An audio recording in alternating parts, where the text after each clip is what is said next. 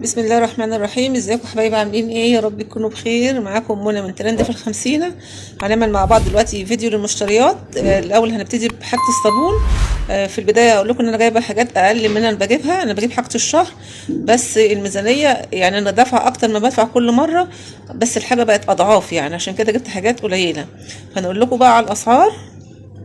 في البداية احنا من حلوان، وفي واحد اسمه ابو سمرة ليه فروع كتيرة يعني، بس احنا بنتعامل معاه. حاجته كويسة جدا، هو بيعملها بايديه. فهنقول لكم على الاسعار من البداية. بايده ازاي؟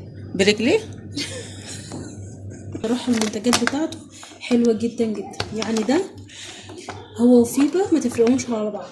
يعني ده استعملت الكلور الالوان بتاع ابو سمرة، واستعملت الكلور الالوان بتاع اللي هو العادي اللي هو الكلوروكس. لا، بتاع ابو سمرة بيزيد البقعة افضل، لان الكلوروكس بقى خفيف جدا، لكن ده بتحطيه مع الغسيل ما بتلاقيش ولا بقعة. اه بصراحة حاجته حلوة بصراحة، احنا مجربينها. تمام، كملي يا منور. بس في البدايه اقول لكم ان انا يعني بنجيب الحاجه انا وبنتي مع بعضينا، فهي برضو عشان بتعرف توصف اكتر مني، فقالت لكم بقى الشرح المفصل، ندي كل ذي حق حقه. فنقول لكم الكلوروكس دون الواحده نص كيلو ب10 جنيه.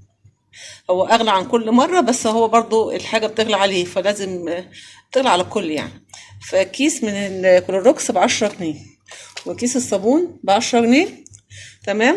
فجبنا من الكلوروكس 3، ده كيس نص كيلو. كروكس الوان بصراحه حاجته تحفه جدا. وكروكس يعني انا بجيب الكروكس اللي هو بتاع الشركات. لا دون حلو جدا، بيخلي الغسيل بيبرق كده. انا مش بعمله دعايه، انا معرفوش شخصيا، بس بنقول الحق بتاع ربنا يعني. تمام. وراه بص، جبنا الكلوروكس دون 2 لتر، بتجيبه كده بيقضي معايا الشهر ب27 جنيه. الجل. ماشي. وكلوروكس جل ب28 ونص. والاوكسي احنا كنا جايبينه الشهر اللي فات او اللي قبل اللي فات، كان ب95 او ب90 تقريبا. الشهر ده ب115. فجبت 2، واحده ليا واحده لبنتي يعني. تمام. ده فوق البيع. لا، ما بقولش لحضرتك فوق البيع. لا مفيش حاجه فوق البيع، انا بهرج يعني. 9 جنيه. دي ب9 جنيه. موني ده مفتوح.